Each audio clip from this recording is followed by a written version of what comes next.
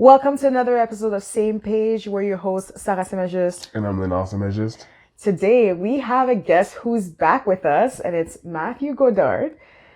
We are going to have a conversation, more of a frank conversation about just what real estate investors go through, or entrepreneurs in general, in terms of their emotions, the anxiety, because it's very real. And it does seem like a common theme. I've spoken to lots of real estate investors, and there's highs and there's lows, and we just want to touch base on those today, because I think a lot of people feel lonely in their journey when, they're an entrepreneur and don't know that other people are going through this. So, Matthew, welcome to the show again. Thanks for having me. I'm glad to be here, and let's talk about business. Yeah. So the joys of business. The joys of business. Yeah. So before we start, tell us a little bit about how long you've been an entrepreneur and what you do as an entrepreneur.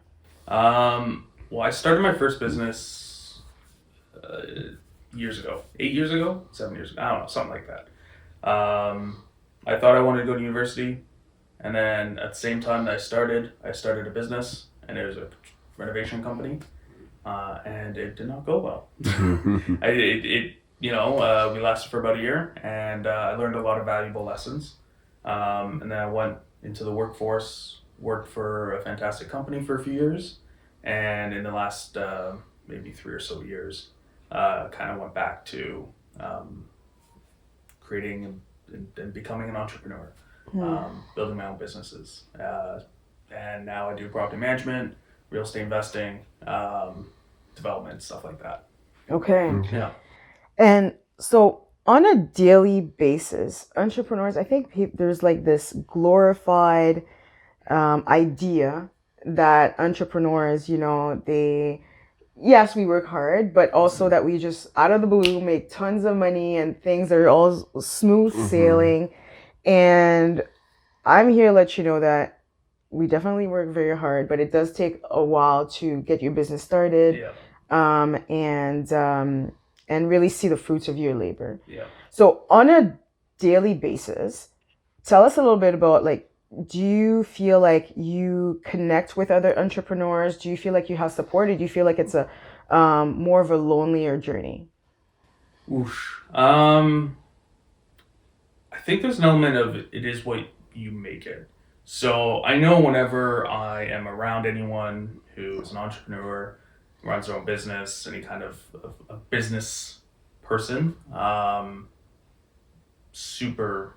usually it's super welcoming, and people are always kind of, talking about their highs and their lows and kind of shooting the shit and whatever.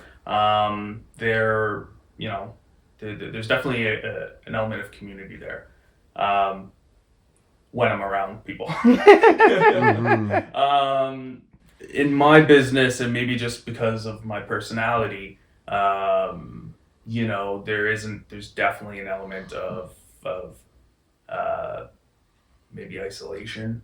You feel like you're just working long hours, constantly doing the grind, or maybe working in the business, then on the business, and in the business, and there can definitely be an element or a feeling of isolation, or having to make decisions in a vacuum. But it doesn't have to be like that. It can feel like that sometimes. But yeah. Do you mind expanding on that? Because I think the biggest pitfall when it comes to entrepreneurship is that people believe that they're creating a business, but they're just creating another job for themselves. Yeah. So you're talking about being, working on the business and not necessarily in the business. So can you just elaborate on that a little bit? I would say the majority of people, when they start a business, they end up just creating a job for themselves. Exactly. Maybe they're a consultant, maybe they're a contractor, maybe they're I don't know, whatever service they're providing. And I would say that it almost by necessity ends up that way. Exactly. Especially if you haven't started a business before. You don't know What you don't know. Yeah, you don't know what you don't know, and especially if it's maybe a new business or a new industry or something, you're not like, I think it'd be foolish to take $100K, throw it into something Exactly. if you're not even sure if that's where you want to be spending your time. Right. You know, so I think a lot of people start that way. There ends up being, and I find for a lot of people, it's like this like awkward. It's like you get a crappy haircut, or you know you're due for a haircut, and and you get this awkward phase of like you're maybe growing your hair out or trying to do something. You get this awkward growing pains phase sometimes, or often, where you're like, I should maybe hire somebody to do this. My business should grow, and I do want it to grow. And you your focus needs to shift from working in the business to on the business, which means building out a team. Exactly. Teamwork is the most important thing. There's definitely an element of the parts are greater than their whole, or the whole is greater than the parts when you have a team. And so getting to that transition can be really tricky. Sometimes, a lot of times people don't. Even if you know better, you can still kind of get stuck in a rut. You know, I feel like when I started the businesses that I've started now, property management, investing in real estate, that kind of stuff, you know, I thought I learned what I needed to learn from my failed business in renovation. I did. I learned a lot, and but there's definitely some things I probably relearned, and some things that, you know, that I never even got to experience then, that I'm now learning now. Okay. Because there's always more. There's always Absolutely. There's always more. Like, there's never like a completed task. I mean, it depends on what the scope of what you want your business to be, but there can always be more. I mean, at the extreme of a business is like a government is a business, essentially, right? For the people, but like there's almost no upper limit, right, to what a business could be. Yeah. No, I completely agree. What about yourself? Like, you know, you work your 9 to 5, but you also work as a real estate investor. Is there any? We know that, you know, your 9 to 5 is pretty stable, but do you find that as an entrepreneur that, you know, you have to do this on the, you know, 5 to 9, I guess, you know, the other in the evenings? Is there an element that you feel like, okay, like your personality has to switch in order really to grow the business, or some emotions that you don't really experience at your regular job, I could say, that you experience a lot more as an entrepreneur? Well, absolutely. There needs to be a shift, because you're going from being an employee to being an entrepreneur, or to being someone who's self-employed. And those are completely different mindsets right there. And especially if you want to be in a position where you're working on the business, not in the business, and you want to the aspect of growth and that aspect of personal development, you have to kind of like transition into being an employee and then being an entrepreneur. So you said that there's different emotions. Can you tell us a little bit about, like, either is it a feeling, or is it like a different type of energy? Like, what is it when you do that switch? What changes? Yeah, so like as far as emotions goes, like I know whenever you talk to the like in a 9 to 5 like spectrum, there's also, for me, there's often that term like initiative that comes up, and I feel as an entrepreneur, like that is like the key element to, at least for me, as far as your path to success. Like you need to show initiative. You need to be creative. You need to be accountable. So those attributes need to be developed. And there's also needs to be this one thing that's kind of different as far as you're asking about feelings, is this kind of like this feeling of risk. Okay. You know what I mean? Like I feel like my 9 to 5 is very comfortable.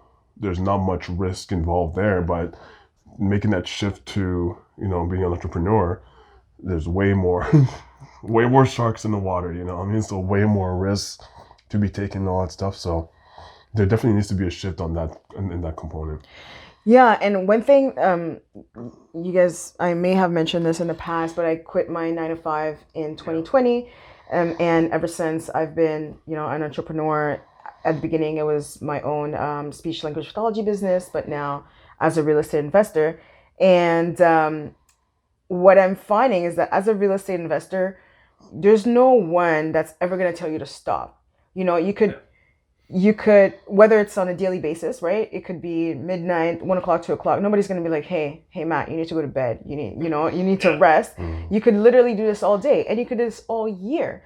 So when sometimes, let's say, we have a few projects and our hands are full. We have a kid, we're managing like the house, chores, all of that.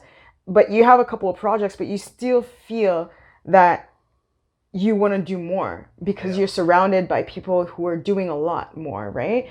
And you want to be able to continue to grow, but it's managing the feelings around that, understanding your capacity, and understanding also, we talked about working in the business and on the business, understanding that there is a period of growth that you need to go through, and not just because my surroundings are doing millions of dollars of deals, that I need to jump in and do the same.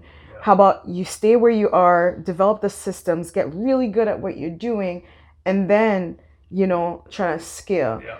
And I think personally, that's what I struggle with. I really struggle with understanding that my journey is my journey, and I have to remind myself that it's okay to take small steps rather than, like from, a couple $1 million project to like a $40 million project, right? Just because, your coach told you that it's possible, and I'm sure it is, but also understanding that, like, the more risk, obviously the more rewards, but also, if things don't go right, then obviously you're suffering from a lot of loss. Yeah, there was one of the things that I realized I never learned from my previous business that didn't succeed was, I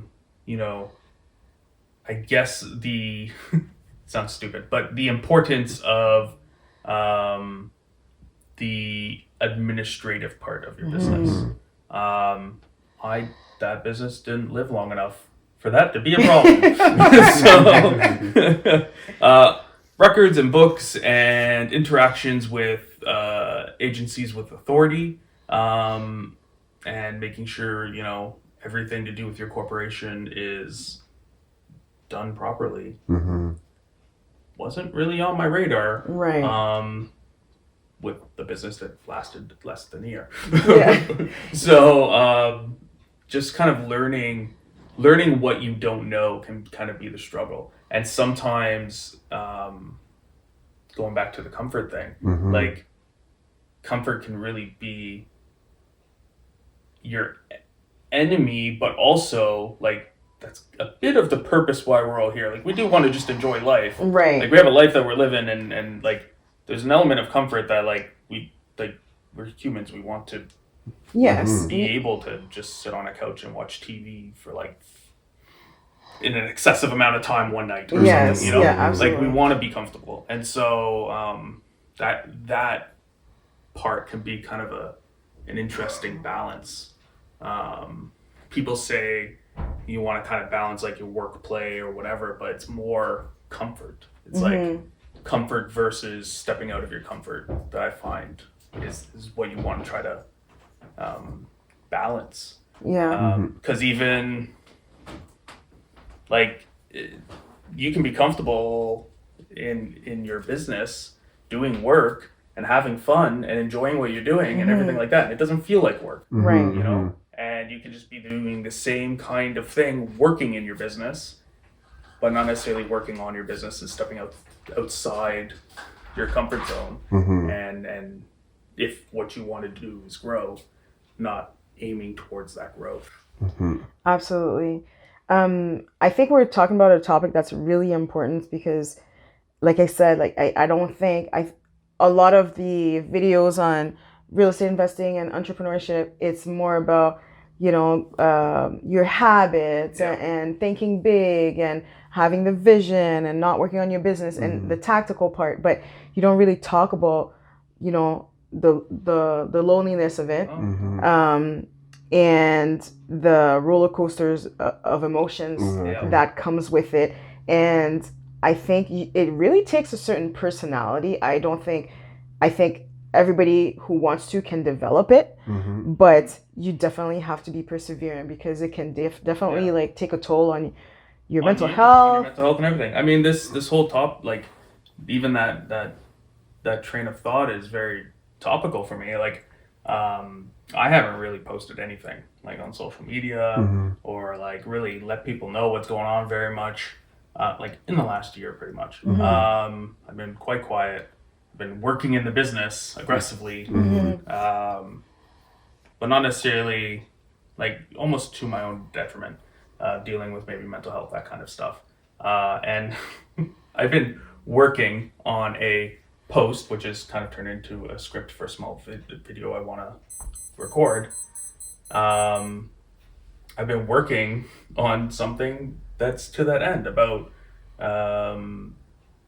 what it's like to kind of be in business, why I haven't been around for a year, that kind of stuff. And like part of it is just like posting and telling people what you got going on and starting a business and doing all this. It's scary. Yeah. It can be really scary. It can be stressful. It can be scary.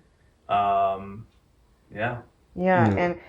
it's in general, it's difficult, right? Yeah. Exactly. It's difficult. I'm not sure what's the percentage of businesses that fail within the first year, but it's like something like 80%. I don't know. I think it's like a majority of businesses. I know, like in the first year, it's like most. Yeah. But even like to get to the 5-year mark, most businesses fail before the 5-year mark. Exactly. And you're not really considered like a stable business until after 5 years. Exactly. And most people don't even get there. Yeah. Well, I'm glad that both of you guys were able to share like what you guys struggle with, because I know for me, when I struggle with the most is having the same energy every day, because there always seems to be like a laundry list of tasks to do, and half the time it's like, do I really want to do this today? Do I really want to do that today? And just finding that energy to attack it with like like a certain amount of urgency and a certain amount of like enthusiasms as well. So I think that's what I definitely struggle with at times, because I guess I'm like most people, where like you want to see certain results, and then when those results are delayed or don't come the way you thought that it was gonna to not formulate but to actualize, then it's almost like a disappointment. So then it's like, oh, you know what I mean? So then it's like it's kind of like being able to just, as cliche as it sounds, to embrace the process and know that if you keep putting in the work on a regular basis, on a daily basis, then ultimately the results will come. Yeah, it's that perseverance part that's tough, but it's necessary. Well, and I think part of that is making sure that you have a clear understanding or clear vision of what it is you want or what it is you're working towards. I know you unlike me, knows what it's like to, have maybe a strict workout routine and all this stuff. And like, that's part of it, right? Making sure like you have goals and you want to meet these goals. And like, that's how you build up repetition. That's how you build up the endurance and the ability, the longevity of what you're doing. It's just like that. It's just like working out. Exactly. But it's not, it could be physical too, but it's not, it's just in a different area. Different part. You're working out more mentally, more spiritually. Yeah, absolutely. More like making sure that you're confident in what it is that you're working towards, because you need to have that longevity. Absolutely. If you don't plan on making it to that 5-year mark, then like, Just what's the the point? Yeah, Exactly. absolutely. You know? 100%. You're just gonna be a flash in the frying pan, Exactly. right? Like my lofty vision goals, like I am content in knowing that I will never see them be complete because they will be complete by, my kids or my kids' kids. Like, that's the vision I have. It's something that It's may bigger, be it's bigger than you. completed 3 generations from now. That's awesome. So it can be a bit of a double-edged sword. It's like, well, whatever, they'll take care of it. Yeah. But no, it's like, Yeah. you want to be able to make sure you set up The proper foundation. foundations Absolutely. and work constantly towards that. Yeah, absolutely. Yeah. 100%. Because once I'm gone, I'm not in control of Yeah, anything. exactly. So you got to make sure it's set up right. Absolutely.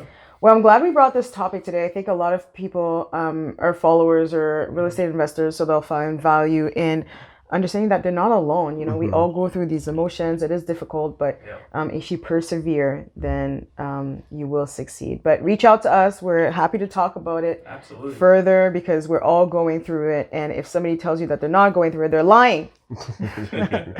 They are actually. Yeah. Matt, thanks again for blessing us with your time. Thank you for having me. It's been fantastic. Awesome. And I'm sure we'll hear from you some more because we're in this, for the long run. Exactly. Yeah. For viewers, thank you for watching. And as always, don't forget to Live your truth.